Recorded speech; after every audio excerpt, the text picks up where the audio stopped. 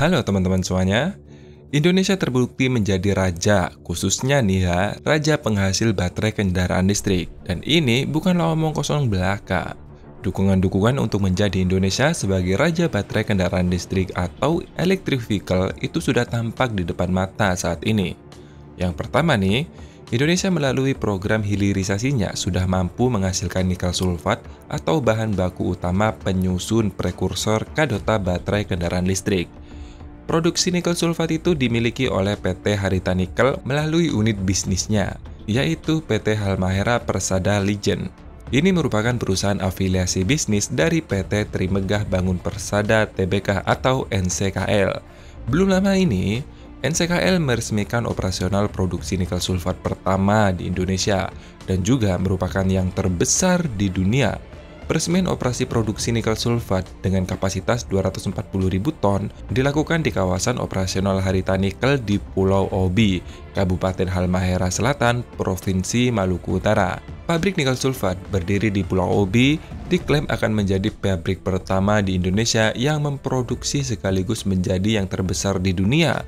Dari sisi kapasitas produksi, ekspor perdana yaitu sekitar 5.580 ton nikel sulfat yang dikemas dalam 290 kontainer telah dilakukan pada 16 Juni 2023. Faktor yang kedua, pabrik tembaga atau fasilitas pengolahan dan pemurnian smelter tembaga menjadi kadotan tembaga milik PT Freeport atau PT FI di kawasan JIIP Gresik, Jawa Timur. Sampai pada Juni 2023 ini, progres pembangunan pabrik tembaga sudah mencapai sekitar 70,6%. Pabrik tembaga yang digadang-gadang sebagai smelter single line atau satu jalur terbesar di dunia, ini diklaim mampu menyerap konsentrat sebanyak 1,7 juta ton per tahun. Nantinya, produk kadota tembaga ini yang dihasilkan mencapai 600.000 ton per tahun.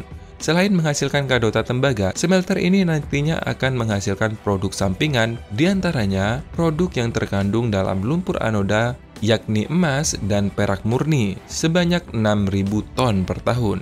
Produk sampingan lainnya yaitu asam sulfat, 1,5 juta ton per tahun. Serapan tenaga kerja di smelter anyar tersebut nantinya sekitar 150.000 pekerja, yang mana sebanyak 98% merupakan tenaga kerja asli Indonesia, diantaranya pekerja lokal setempat sebesar 50%. Faktor yang ketiga nih, yang paling baru nih ya, tanpa gembar-gembor nih, ternyata perusahaan asal Cina, yakni PT Hialing Nova Material Indonesia, juga membangun pabrik foil tembaga nih di KIK JIIP Gresik, Jawa Timur. Tak tanggung-tanggung, brother. Pabrik foil tembaga ini juga diklaim menjadi yang terbesar di Asia Tenggara. Perlu diketahui, foil tembaga digunakan sebagai pengumpul atau kolektor arus listrik di kutub negatif anoda baterai kendaraan listrik atau EV. Pabrik ini elektrodeposit untuk kendaraan listrik bertenaga baterai litium. Pabrik ini dibangun dengan kapasitas 100.000 ton per tahun dan terbagi dalam 2 fase dan diperkirakan dapat menyerap tenaga kerja sekitar 1.920 orang. Presiden Jokowi menyebut adanya pabrik ini sejalan dengan cita-cita Indonesia untuk menjadi negara maju dalam 10-15 tahun mendatang melalui pembuatan baterai kendaraan listrik hingga mobil listrik. Sebab nih, permintaan akan produk tembaga bakal terus meningkat seiring dengan permintaan global akan produk mobil listrik. Namun nih teman-teman ya, semua kebijakan hilirisasi ini yang digaungkan oleh Presiden Joko Widodo bukan berarti tidak ada hambatan teman-teman. Pasalnya, pihak Eropa selalu berusaha menghambat perkembangan kemajuan Indonesia. Kenapa saya berbicara seperti ini? Seakan-akan Eropa kambing hitamnya. Enggak teman-teman, saya berbicara dengan data nih. Perlu diketahui ya, sebagai informasi nih untuk yang belum tahu. Berkaca pada kasus terakhir, sebuah lembaga moneter terbesar yang bermarkas di Amerika bahkan terang-terangan meminta kepada Indonesia untuk menghentikan kebijakan hilirisasi ini. Dana Moneter Internasional atau IMF ya, tiba-tiba meminta pemerintah Indonesia untuk menghapus kebijakan hilirisasi. Ini sebenarnya tertuju pada larangan ekspor nikel. IMF menegaskan, Indonesia harus mempertimbangkan dengan penghapusan secara bertahap dan tidak memperluas ke komoditas lain. Karena setelah nikel kan nanti ada larangan ekspor tembaga, ada larangan ekspor boksit, dan lain-lain. Rencananya kan seperti itu nih.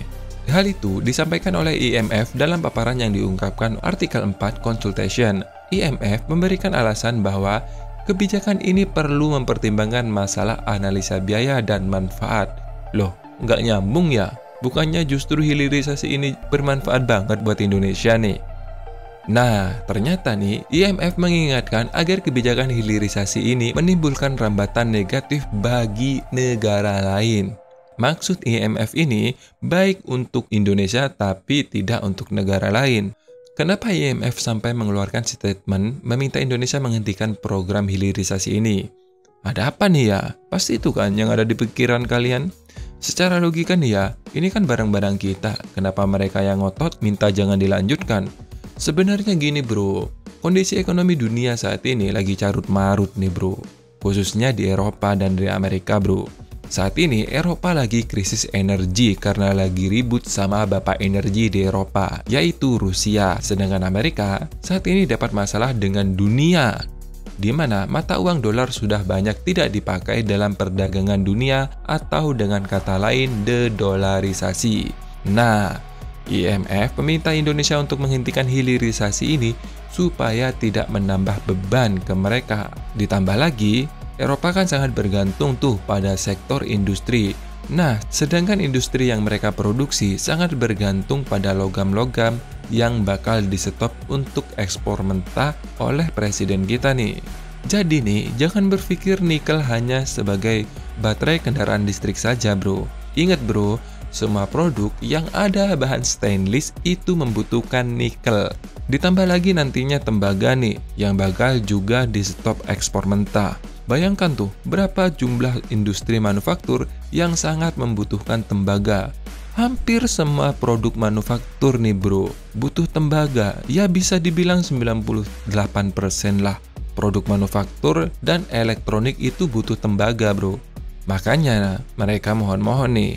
Dan kondisi saat ini sebenarnya itu jauh lebih buruk dibandingkan tahun 1998. Percaya nggak percaya, saat ini kalian bisa akses di website resmi IMF atau berita-berita internasional. Saat ini yang menjadi pasien IMF itu ada sekitar 96 negara. Dibandingkan tahun 1998, saat itu krisis moneter di Indonesia. Tak sampai hanya sekitar 10 negara saja yang menjadi pasien IMF. Dan kita harus bersyukur, Indonesia lepas dari jeratan rantai kapitalis dunia untuk saat ini. Jadi, kalau ada yang bilang Indonesia mustahil menjadi negara maju, coba pikir deh matang-matang bro. Saat Eropa sedang krisis energi, krisis pangan, ratusan perusahaan gulung tikar, dan ratusan ribu karyawan di PHK.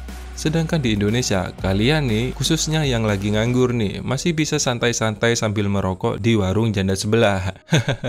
Terima kasih sudah menonton bro, sampai jumpa di video selanjutnya. Bye-bye.